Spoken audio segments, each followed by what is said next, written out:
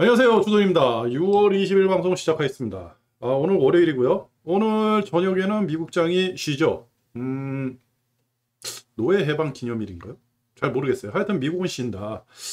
근데 우리나라는 많이 빠졌다. 왜 그럴까요? 환율이 안 받쳐줬죠. 주도는 포지션이 어떻게 되느냐? 계속 대기 중에 있습니다. 코퍼스를 사지를 못했더니 레버리지를 투자를 할 여건이 안 돼가지고 계속 대기 중이에요. 타이밍을 한번 놓치니까 들어가기가 힘드네요.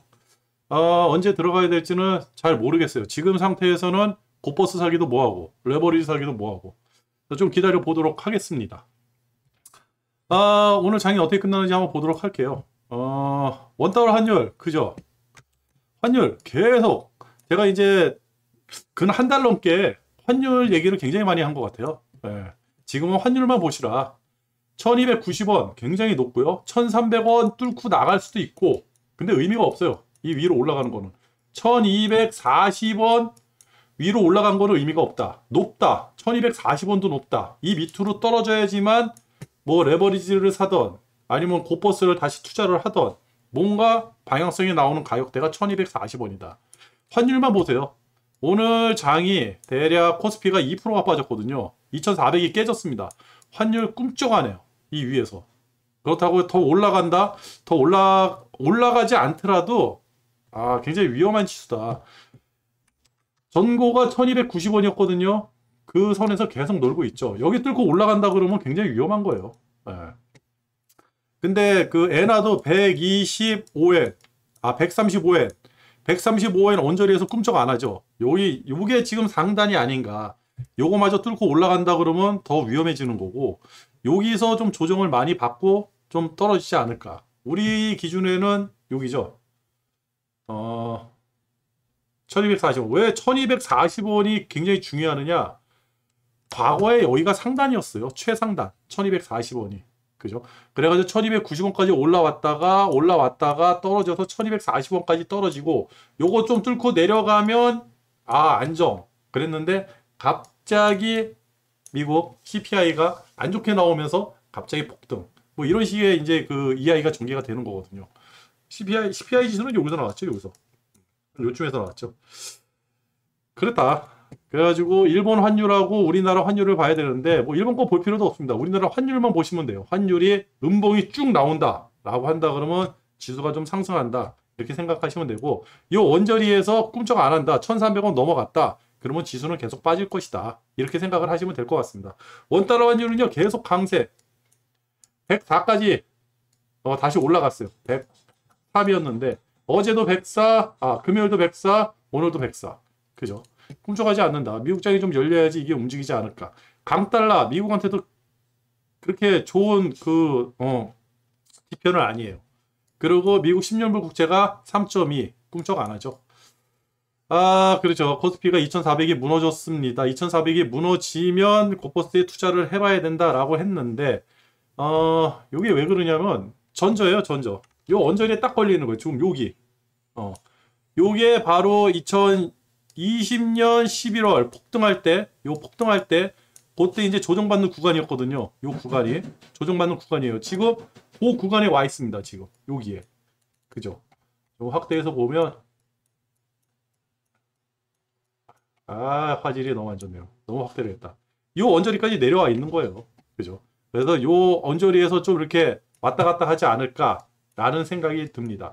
요거 뚫고 내려가면 위험하죠. 근데 이거보다 더 위험한 게 나스닥이에요. 나스닥 장이 안 열리기 때문에 뭐 어제 설명을 해드렸으니까 나스닥이 요 구간이 있거든요. 요 구간에 언제 다 왔어요. 그러니까 오늘 장이 안 열리고 내일 우리 장 열리고 내일 저녁에 장이 열리고 우리는 수요일날 확인을 할 수가 있는데, 요거 만약 뚫고 나스닥이 뚫고 내려왔다 그러면 그때 가서 다시 한번 생각을 해봐야겠죠. 그렇다. 그래가지고 지금 우리 증시는 별 의미가 없는데 생각보다 많이 빠졌다. 근데 이게 왜 이렇게 많이 빠졌을까? 그죠? 외국인들이 주구장창 팔았더라고요. 6,600원을 팔았어요. 기관이 4,400억을 받아줘가지고 받아줬나 했는데 의미 없는 거였죠. 오히려 기관도 팔았습니다. 금융투자에서 대략 5천억을 사들였거든요. 그렇다. 그래가지고 지금 같은 장에서는 뭐 장이 뭐 얼마나 빠졌느냐 이게 중요한 것 같지는 않아요. 지금 뭐 다들 신문에는 다 안 좋다 나오고 전문가들이 나와가지고 지금 장에서 어떻게 대처를 해야 되는지, 그리고 어떤 유튜버들은 지금이 기회다 이렇게 얘기를 하고, 기회는요 많이 빠지고 반등해서 올라갈 때 요런 구간이 기회인 거예요. 근데 요럴 때 환율이 쭉쭉쭉 빠져줘야죠. 뭐 1200원 미만으로 쭉 빠져준다든지, 뭐 이런 어떠한 시그널이 와야죠. 지표가 좀 좋아진다든지. 근데 뭐 지금 뭐 기회라고 하는데 솔직히 기회는 아닌 것 같아요. 제 생각에는요. 아니면 의미가 없다. 이렇게 반등의 어떠한 시그널이 안 나오는 이런 장에서는요, 그냥 쉬는 것도 맞는 것 같아요. 오히려 곱버스를 사지 못한 그 아쉬움이 좀 그죠. 그 아쉬움이 굉장히 커요. 곱버스를 사지 못한 아쉬움이. 그리고 뭐 원자재 가격도 그렇고, 다시 뭐 기름값이 다시 좀 오늘 상승하나 했더니 다시 하락을 했죠. 기름값이 상승해도 문제, 하락해도 문제. 희한하게 천연가스 가격이 많이 떨어졌어요. 그죠? 이게 8불 때까지 보고 7불 때 이제 6불 때까지 봤거든요. 안정화가 많이 됐다. 미국의 선택이 어떻게 될까요? 그죠? 미국 장이 안 열렸고 유럽 장은 뭐 그냥 거기서 거기.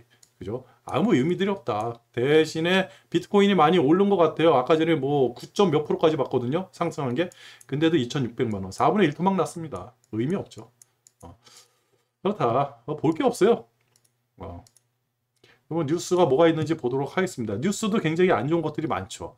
우크라이나 장기전에 돌입했죠. 우크라이나가 장기전에 돌입을 했다라고 어저께 이제 제가 말씀을 드렸잖아요. 누가 얘기했다? 나토 사무총장이 얘기했다. 몇 년이 걸릴 수가 있다. 그러면 여기서 이 장기전이라는 단어, 이 단어를 과연 누가 좋아할까요? 영국은 계속 전쟁을 계속 이어나가야 된다고 하는데 영국도 난리예요. 왜 난리냐? 지들도 죽게 생겼어요. 왜? 영국 철도 파업이 일어나죠. 의료, 교육 확산으로 조짐 있죠. 영국이 전통적으로 파업이 일어났다 그러면 심각하게 파업이 일어난 나라 중에 하나예요. 왜? 지금 먹고 살기 힘든 거예요. 그러니까 임금 올려달라는 거예요. 파업을 괜히 하겠습니까? 돈 달라는 거예요. 근데 여기서 철도라든지 이런 데 인건비, 의료라든지 교육이라든지 공기업이잖아요. 공공재라고 해야 되나? 공공의 이익을 위해 가지고 움직이는 이런 사람들이 인건비를 올려준다 그러면 이게 바로 인플레이션이에요. 인플레이션. 굉장히 센 인플레이션이군요. 그죠. 인플레이션 때문에 임금 인상을 해달라는 거예요. 학교 선생님도, 의료기관도, 철도도. 그죠. 우리나라도 이제 그 얼마 전에 해결된 그 이제 그 운송노조 그 파업, 화물연대, 그죠. 화물연대 파업. 이런 것도 다 그게 공공재거든요. 공공의 이익을 위해서 움직이는 사람들이에요. 운송이라는 거, 아니면 철도라는 거, 뭐 교육, 아니면 의료 이런 거.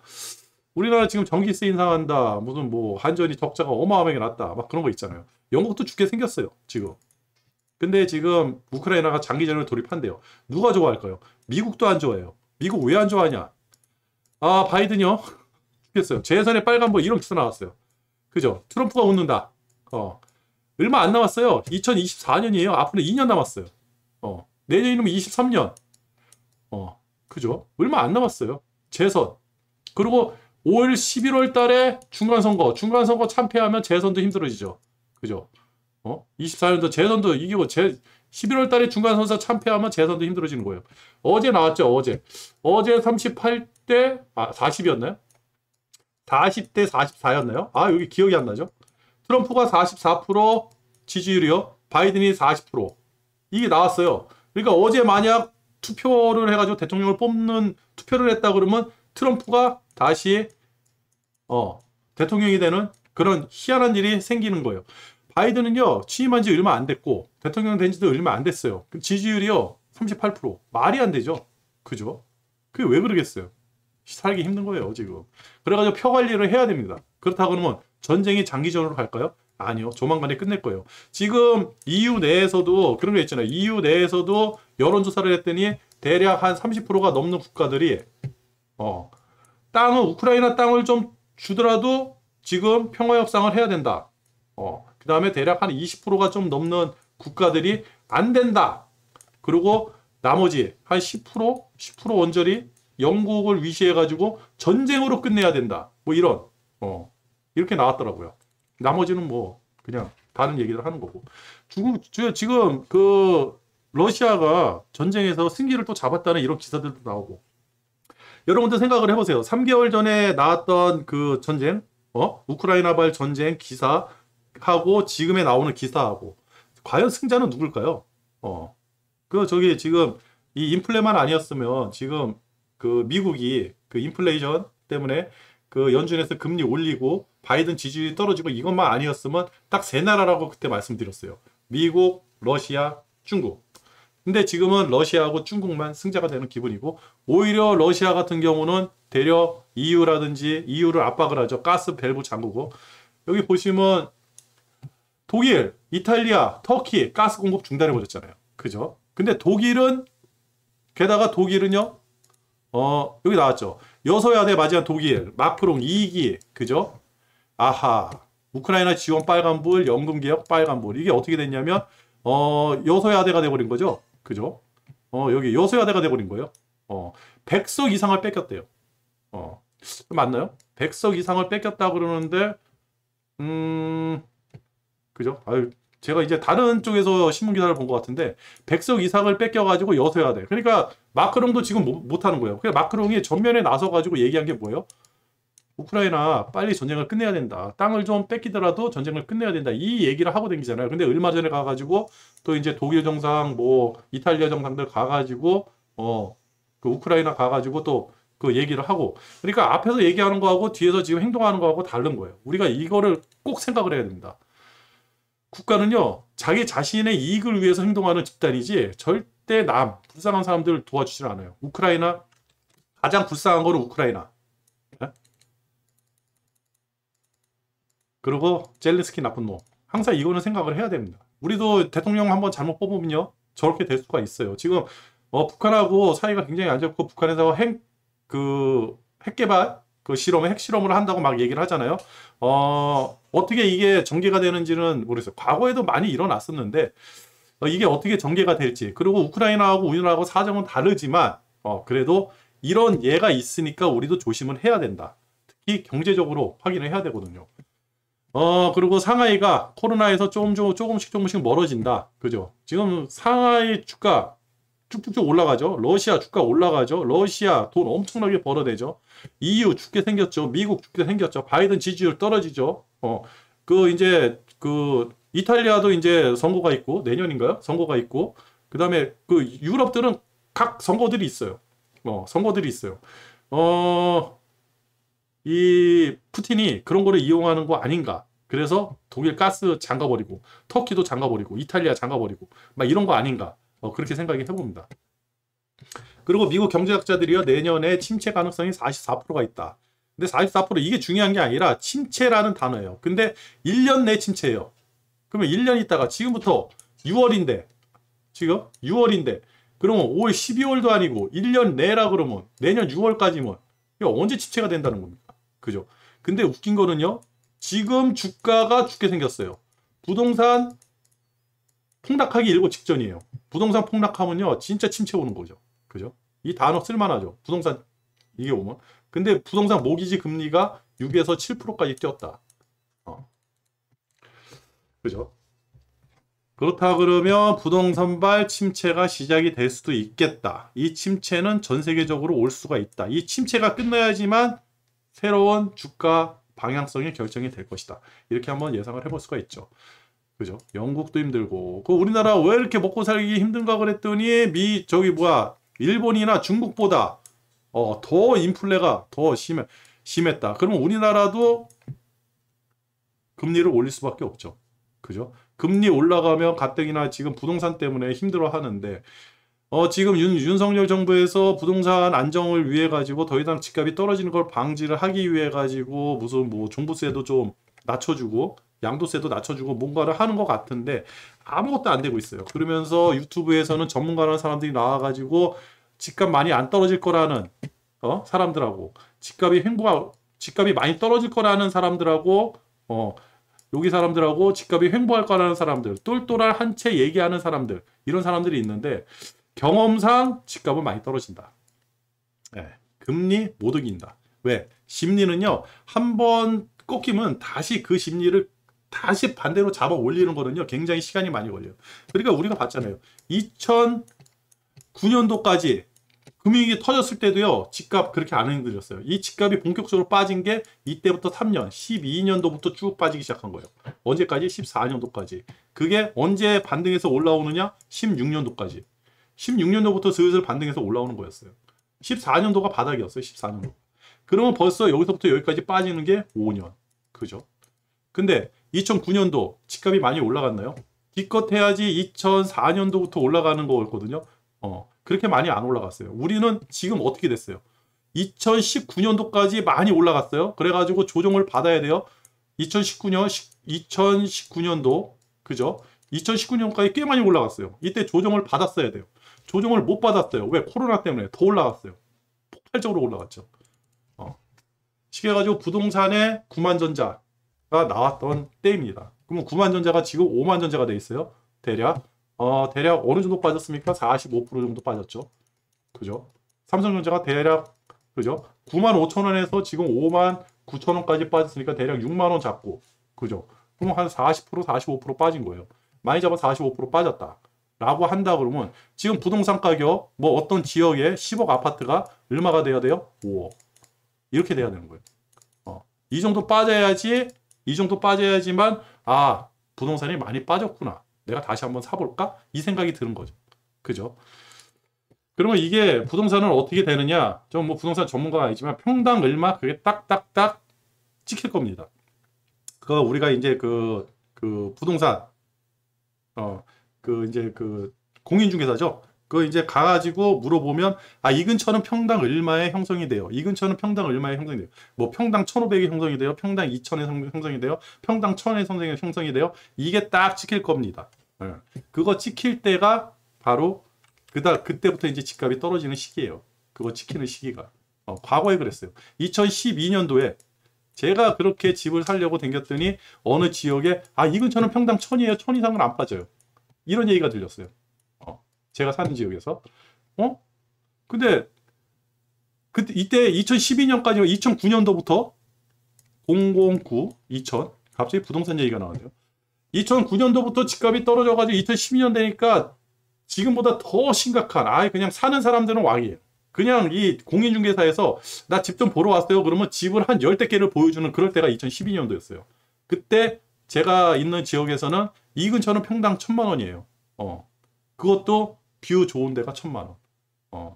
근데 이때 무슨 숫자가 하냐? 14년도까지 무슨 숫자가 하냐? 미분양. 그죠? 미분양 거를 거절사에서 이 평당 1,000이 아니라 여기서 가계약을 하고 평당 1,000만 원의 계약을 한번 하고 가계약을 하고 그 다음에 실질적으로는 이거보다 훨씬 싸게. 그럼 뭐 3억짜리면 4억짜리면 한 3억에 한 30% 정도 DC가 됐네요. 그러면 그죠? 이런 식으로 팔아먹어. 그러면 평당 700이 나온다는 얘기죠. 이때 당시. 그죠? 이게 14년도까지 이뤄지고 14년도부터 횡보, 그 다음에 16년도부터 슬슬 올라갔던 거예요. 부동산이. 그렇다 그러면 지금 어떤 지역에 평당 2천만 원이에요? 라고 한다 그러면 거기에 미분양 분량이 많다. 아니면 아파트가 분양이 됐는데 미분양 분량이 한 20%, 30% 된다. 그러면 건설사에서 여기서 한 30% 정도 때려가지고 할 거예요. 그러면 1,600. 그죠? 이 정도면 살만하다. 그것도 뷰 좋은 곳으로. 뷰 안 좋고 저층, 완전 고층 이런 거는 보여주지도 않아요. 딱 중간층에 뷰 좋고 이런 데만 부동산에서 보여주거든요. 매물이 어마어마하게 많이 나오니까. 그래 그렇다. 그럼 우리나라도 그런 시기가 와야 되는데 이제부터 시작이다. 라고 한다 그러면 아까 전에 뭐 1년 이내에 침체가 온다? 그거는 부동산발이에요. 그 주식발은 벌써 시작이 된 거고 주식은 계속 떨어지잖아요. 그죠? 우리가 이걸 생각을 해야 된다. 레버리지와 고퍼스를 투자하는 주도 입장에서는 어떤 방향을 타야 되는데 못 탔다는 게 아쉽다. 왜 고퍼스를 못 탔을까? 내가 왜 환율에 대해서 저렇게 얘기했을까? 근데 환율이 저를 한번 속였죠. 1290원까지 갔다가 한번 1240원까지 빠지고 다시 1290원까지 올 때 있었어요. 한번 볼까요? 그때 제가 한번 당했습니다. 여기에요, 여기. 1290원까지 갔다가 쭉 빠져서 1240원까지 왔죠. 그죠? 그리고 다시 1290원. 제가 이 1240원 깨지고 밑으로 내려오면 야, 이건 레버리지.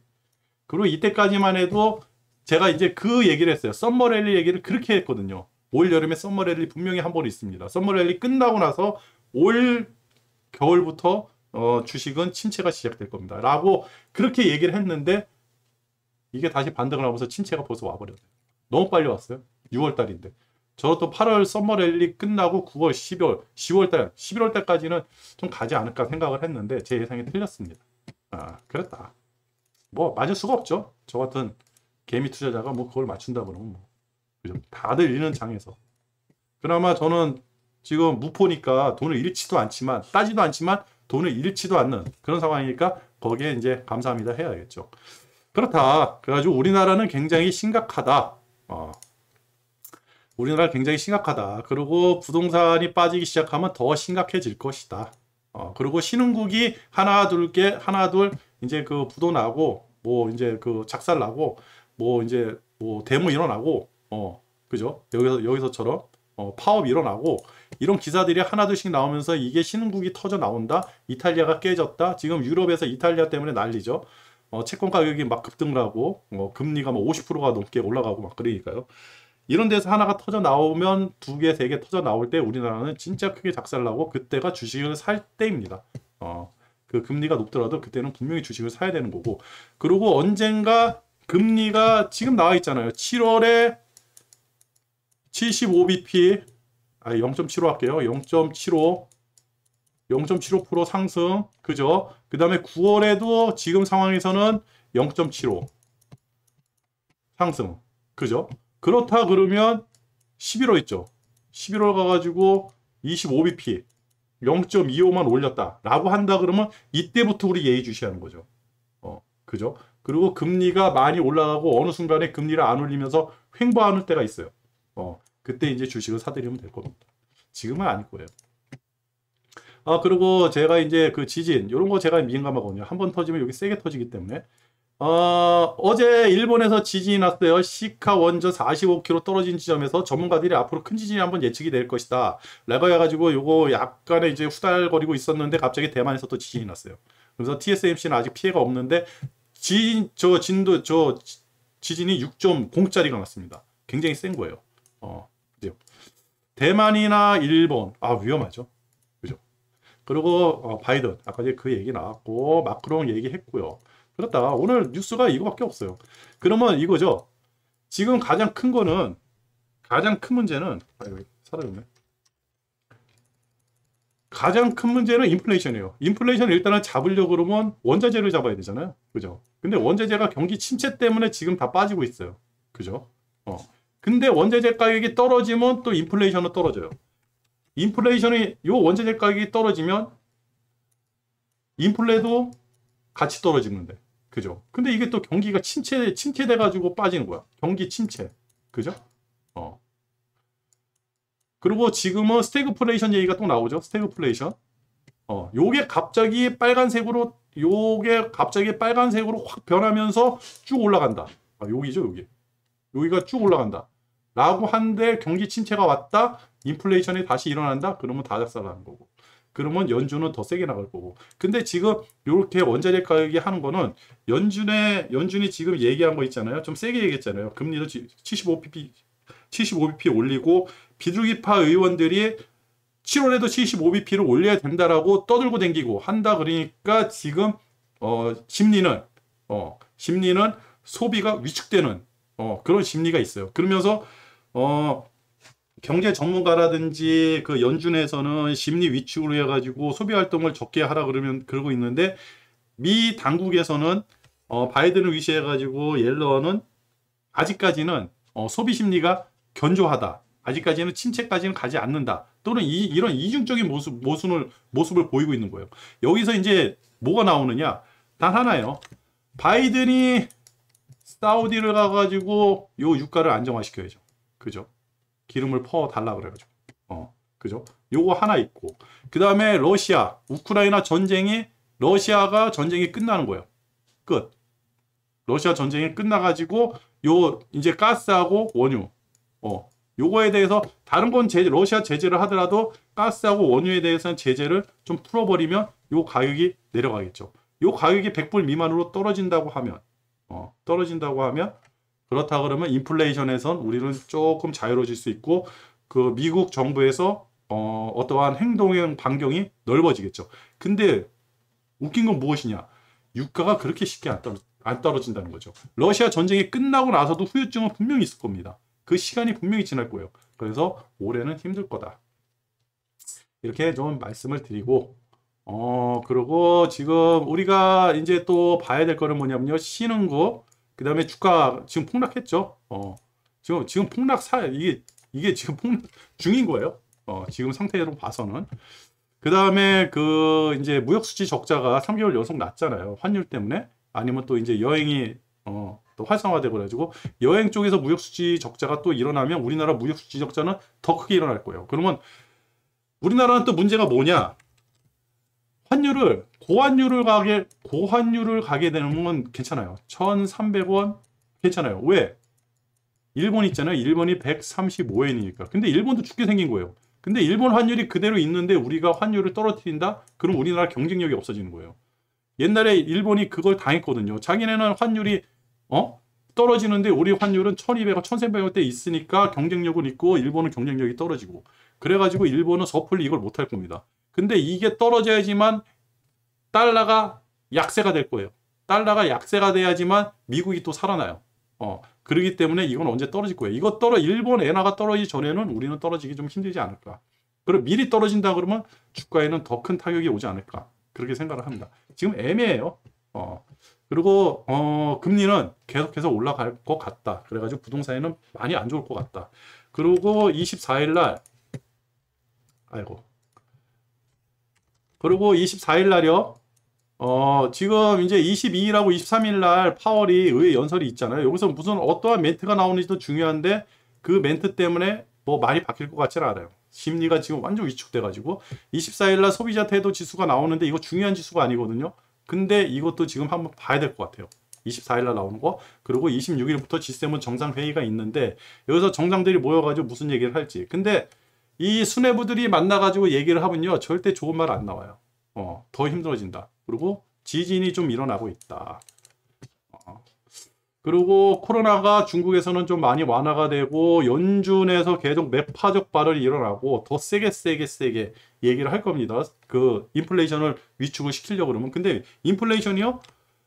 이렇게 올라가가지고 지금 뭐 8% 가까이 올라갔잖아요. 그죠? 뭐 2% 선을 유지해야 되는데. 근데 이렇게 갔다가 그것 때문에 이렇게 떨어지지는 않을 거예요. 굉장히 완만하게 이렇게 떨어질 겁니다. 이 시간이 언제까지 떨어질 거냐. 2%대까지. 이게 중요한 거예요. 이게 꺾이는 모양이라도 좀 나와야 되거든요. 이게 꺾여야지 금리가 안 올라가는 거예요. 이 지점에서. 그죠? 다들 알고 있는 내용이에요. 그리고 러시아가 언제쯤 전쟁이 끝날지, 그리고 바이든은 11월달 중간선거를 어떻게 치룰지, 그리고 시진핑 3월달 당대회 어떻게 치룰지 이런 걸 한번 보면서 우리는 주식을 좀 기다리는, 지금 같은 경우는 주식을 산다든지 레버리지나 고퍼스에 섣불리 투자하고 단타로 투자하는 것보다는 좀 기다리면서 상황을 보고 주식이라든지 경제가 안정화되면 그때 투자해도 늦지 않을 것 같은 그런 생각이 듭니다. 오늘 방송 여기서 마치도록 할게요. 끝.